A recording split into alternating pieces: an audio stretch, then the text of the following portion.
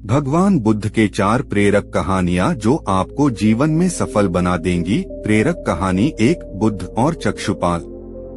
एक बार भगवान बुद्ध जेतवन विहार में रह रहे थे। भिक्षु चक्षुपाल भगवान से मिलने के लिए आए थे। उनके आगमन के साथ उनकी दिनचर्या, व्यवहार और गुणों की चर्चा भी हुई।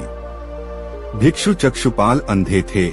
एक दिन विहार के कुछ भिक्षुओं ने कुछ मरे हुए कीड़ों को चक्षुपाल की कुटी के बाहर पाया और उन्होंने चक्षुपाल की निंदा करनी शुरू कर दी कि उन्होंने इन जीवित प्राणियों की हत्या की। भगवान बुद्ध ने निंदा कर रहे उन भिक्षुओं को बुलाया और पूछा कि क्या तुमने भिक्षु को कीड़े मारते हुए देखा है? उन्होंने उत्तर दिया, नहीं। इस पर भगवान बुद्ध ने उन साधकों से कहा कि जैसे तुमने उन्हें कीड़ों को मारते हुए नहीं देखा, वैसे ही चक्षुपाल ने भी उन्हें मरते हुए नहीं देखा और उन्होंने कीड़ों को जानबूझकर नहीं मारा है, इसलिए उनकी भर्त्सना करना उचित नहीं है। भिक्षुओं ने इसके बाद पूछा कि चक्षुपाल अंधे क्यों हैं? उन्होंने इस जन्म में अथवा पिछले जन्म में क्या पाप किए? भगवान बुद्ध ने चक्षुपाल के बारे में कहा कि वे पूर्व जन्म में एक चिकित्सक थे।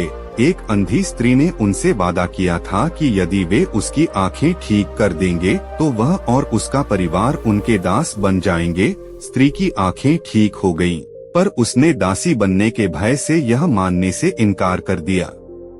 चिकित्सक को तो पता था कि उस स्त्री की आंखें ठीक हो गई हैं, वह झूठ बोल रही है। उसे सबक सिखाने के लिए या बदला लेने के लिए चक्षुपाल ने दूसरी दवा दी। उस दवा से महिला फिर अंधी हो गई।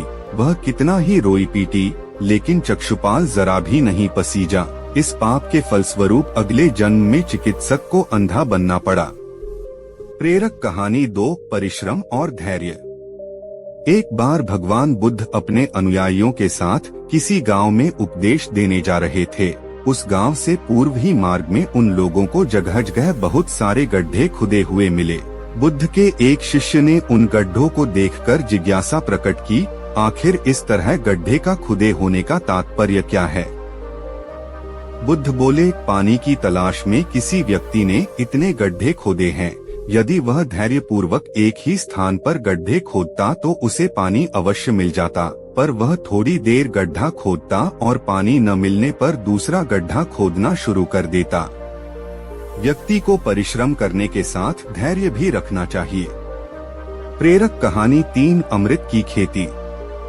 एक बार भगवान बुद्ध भिक्षा के लिए एक किसान के यहाँ पहुँचे। तथागत को भिक्षा के लिए आया देखकर किसान उपेक्षा से बोला, श्रमण, मैं हल जोतता हूँ और तब खाता हूँ। तुम्हें भी हल जोतना और बीज बोना चाहिए और तब खाना खाना चाहिए। बुद्ध ने कहा, महाराज, मैं भी खेती ही करता हूँ। इस पर किसान को जिज्ञासा हुई और वह बोला, मैं न तो तुम्हारे पास हल देखता हूँ, न बैल और न ही खेती का स्थल, तब आप कैसे कहते हैं कि आप भी खेती ही करते हो? आप कृपया अपनी खेती के संबंध में समझाइए। बुद्ध ने कहा, महाराज, मेरे पास श्रद्धा का बीज, तपस्या रूपी वर्षा और प्रजा रूपी जोत और हल है।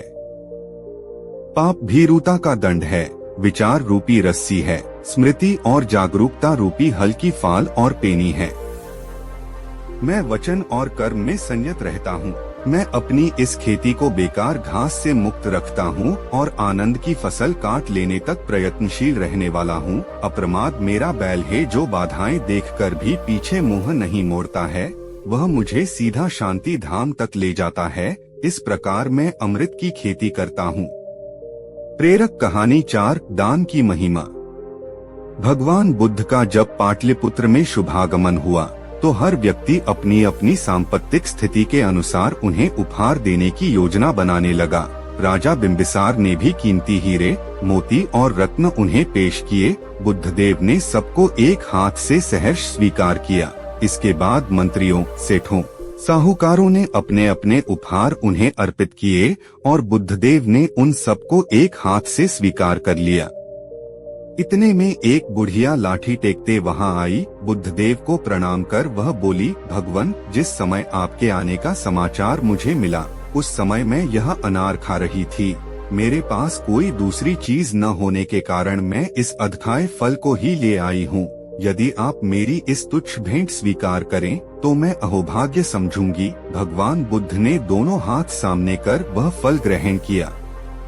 राजा बिंबिसार ने जब यह देखा तो उन्होंने बुद्धदेव से कहा, भगवान क्षमा करें, एक प्रश्न पूछना चाहता हूँ। हम सबने आपको कीमती और बड़े बड़े उपहार दिए जिन्हें आपने एक हाथ से ग्रहण किया, लेकिन इस बुढ़िया द्वारा दिए गए छोटे एवं जूठे फल को आपने दोनों हाथों से ग्रहण किया, ऐसा क्यों? यह सुन बुद्धदेव मुस्कराए और बोले, राजन, आप सबने अवश्य बहुमूल्य उपहार दिए हैं, किंतु यह सब आपकी संपत्ति का 10वां हिस्सा भी नहीं है। आपने यह दान दीनों और गरीबों की भलाई के लिए नहीं किया है, इसलिए आपका यह दान सात्विक दान की श्रेणी में नहीं आ सकता। इसके विपरीत इस बुढ़िया ने अपने मुंह का कौर ही मुझे दे डाला है।